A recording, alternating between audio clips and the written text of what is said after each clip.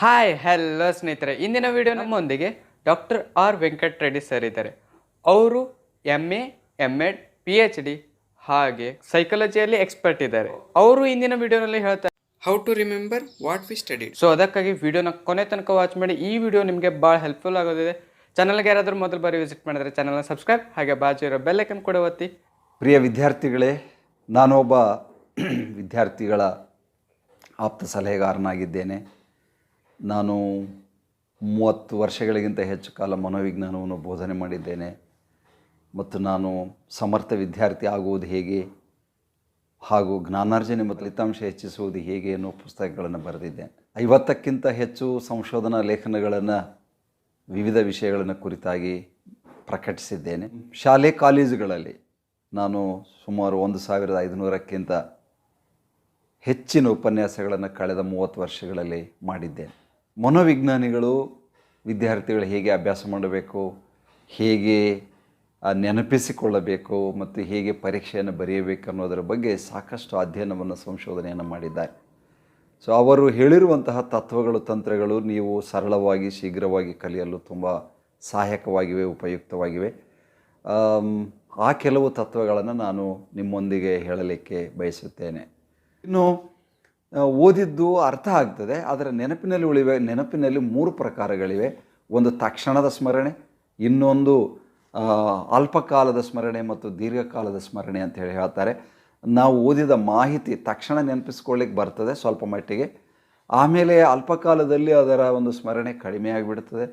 ಇನ್ನು ನಾವು ಮತ್ತೆ ರಿವಿಷನ್ ಮಾಡಲಿಲ್ಲ, ರಿಪಿಟೇಷನ್ ಮಾಡಲಿಲ್ಲ, ಪುನರಾವರ್ತನೆ ಮಾಡಲಿಲ್ಲ ಅಂತಂದರೆ ಪುನಃ ಅದನ್ನು ಓದದೇ ಇದ್ದರೆ ನಾವು ಒಂದು 3-4 ದಿವಸಗಳಲ್ಲಿ ಓದಿದ್ದನ್ನು ಮರೆತು ಬಿಡ್ತೀವಿ. ಕೇವಲ ಅದರ ಹೆಡಿಂಗ್ ನೆನಪಿರ್ತದೆ, ಓದಿದಂತೆ ಅನ್ನಿಸ್ತದೆ.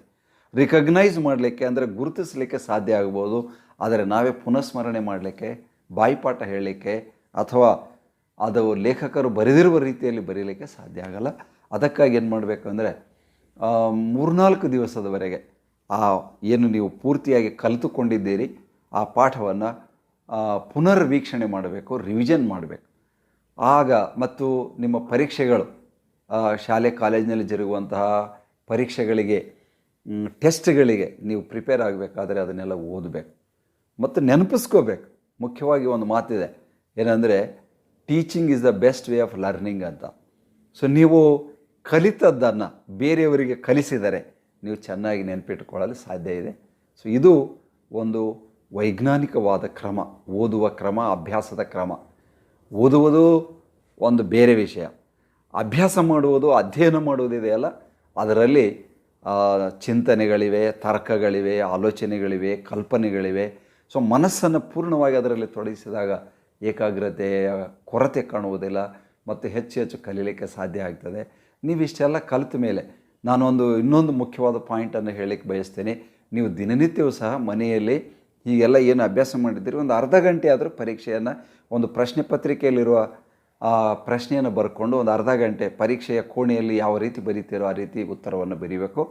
ಸೊ ಈ ರೀತಿ ನೀವು ದಿನಾಲೂ ಪ್ರಾಕ್ಟೀಸ್ ಮಾಡಿದರೆ, ಒಂದು 3 ತಿಂಗಳು ಅಥವಾ 4 ತಿಂಗಳು, 120 ದಿವಸ ನೀವು ಪ್ರಾಕ್ಟೀಸ್ ಮಾಡಿದರೆ, ನೀವು 120 ಗುಣಿಲೆ 30 ನಿಮಿಷ ಅಂದರೆ ಒಂದು 60 ಗಂಟೆಗಳ ಪ್ರಾಕ್ಟೀಸ್ ನಿಮಗೆ ಪರೀಕ್ಷೆ ಬರೆಯುವುದರ ಬಗ್ಗೆ ಆಗ್ತದೆ. ಆಗ ನೀವು ಯಾವುದೇ ಭಯವಿಲ್ಲದೆ ಪೂರ್ಣ ಆತ್ಮವಿಶ್ವಾಸದಿಂದ ಸಂಪೂರ್ಣವಾದ ಉತ್ತರಗಳನ್ನು ಬರೀಲಿಕ್ಕೆ ಸಾಧ್ಯ ಆಗ್ತದೆ.